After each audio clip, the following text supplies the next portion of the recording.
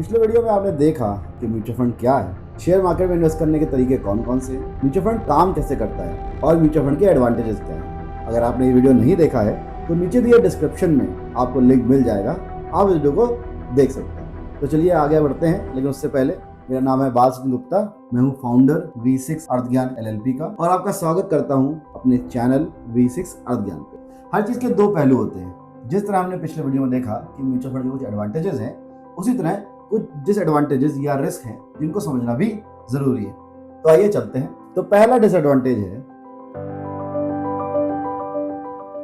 कई बार AMCs AUM बढ़ाने के लिए अग्रेसिव मार्केटिंग करती है, या हमको ये देखना है कि इस मार्केट के चक्कर में पड़कर हम गलत स्कीम का चुनाव ना कर ले। तो बढ़ते हैं दूसरे डिसएडवांटेज की तरफ।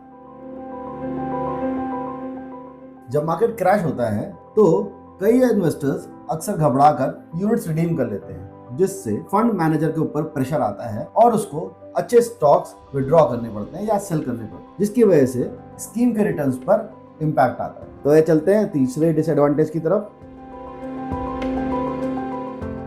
कि हर स्कीम की अपनी एक इन्वेस्टमेंट स्ट्रेटजी या रूल्स होते हैं और फंड मैनेजर्स को उन रूल्स के दरमियान ही इन्वेस्टमेंट करने पड़ते हैं, जिसकी वजह से कई बार फंड मैनेजर अपनी मर्जी से डिसीजन नहीं ले सकते हैं और कई अच्छी अपॉर्चुनिटीज मिस कर देते हैं। तो फाइनल डिसएडवांटेज है, कुछ फंड मैनेजर्स स्कीम को बहुत कॉशियसली मैनेज करते हैं, जिसकी वजह से रिस्क तो कम हो जाता है पर रिटर्न पर भी इम्पैक्ट आ सकता है, खासतौर पे जब मार्केट्स अच्छा परफॉर्म कर रहे हैं। तो चलिए थोड़ा और डिटेल में देखते हैं कि म्यूचुअल फंड इन्वेस्टिंग में पैसा हम कैसे लगा सकते हैं। यहाँ दो पॉपुलर ऑप्शंस हैं, SIP या लंप सम। आइए समझते हैं दोनों के फायदे। तो SIP एक ऑटोमेटिक सेटअप है जिससे हमको एक डिसिप्लिन पड़ता है इन्वेस्टिंग के लिए और हर महीने हम डिसिप्लिन मैनर में पैसा लगाते रहते हैं। साथ ही साथ क्योंकि मार्केट के अलग अलग उतार चढ़ाव में हम परचेज कर रहे हैं, तो हमारे प्राइस की और यूनिट्स की एवरेज भी होती जाती है। साथ ही साथ ये एक फ्लेक्सिबल ऑप्शन है जहाँ अपनी इंस्टॉलमेंट को आप कम, ज़्यादा या रोक भी सकते हैं। तो दूसरा तरीका है लंप सम। यहाँ पर एक साथ आप पैसा लगा सकते हैं, 1, 2, 5 लाख या कुछ भी। इसका फायदा होता है कि अगर मार्केट में कोई बहुत डीप करेक्शंस आए हो, जैसे कि कोविड में आए थे, 2008 में आए थे, और आपने एक साथ पैसा डाला है, तो बहुत ही कम समय में आपको एक बेहतरीन रिटर्न मिल सकता है। साथ ही साथ एक और फायदा है कि अगर आपके पास आइडल फंड्स पड़े हुए हैं लंबे समय के लिए, तो उसको इक्विटी मार्केट में लगा करके आप बेहतर रिटर्न भी पा सकते हैं। तो आपको चूज करना है आपके लिए कौन सा ऑप्शन बेहतर है। आप धीरे धीरे हर महीने डिसिप्लिन मैनर में SIP भी कर सकते हैं या एक साथ लंप सम भी लगा सकते हैं या दोनों के कॉम्बिनेशन में इन्वेस्ट कर सकते हैं। हम आने वाले वीडियो में इसको और डिटेल में बताएंगे। तो दोस्तों, म्यूचुअल फंड सिर्फ पैसा बढ़ाने का तरीका नहीं है, इससे आप अपने बहुत सारे आर्थिक उद्देश्यों यानी कि फाइनेंशियल गोल्स को भी पूरा कर सकते हैं, चाहे वो आपके बच्चे की पढ़ाई हो या आपका रिटायरमेंट या कोई लॉन्ग टर्म लग्जूरियस गोल जैसे कि कार खरीदना या घर खरीदना।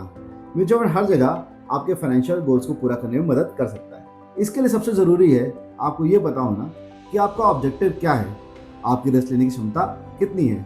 उसके हिसाब से आप एक परफेक्ट कॉम्बिनेशन में अपने पोर्टफोलियो को डिज़ाइन कर सकते हैं और उसको इन्वेस्ट कर सकते हैं। उदाहरण के लिए, अगर आपका ऑब्जेक्टिव लंबा है, जैसे 15 साल या 20 साल बाद आपको अपने बच्चों की पढ़ाई या शादी के लिए या फिर अपने रिटायरमेंट के लिए पैसा इन्वेस्ट करना है, तो शायद इक्विटी फंड्स बेहतर होंगे। वहीं 1-2 साल में अगर आपको कहीं घूमने जाना है या घर में कुछ रेनोवेशन कराना है या कोई कार खरीदनी है, तो शॉर्ट टर्म के लिए आप डेट फंड भी ले सकते हैं। आपको बस ध्यान रखना है कि आपकी रिस्क प्रोफाइल और आपका गोल का ऑब्जेक्टिव मैच करता हो और उसी हिसाब से आपको स्कीम को चुनना है।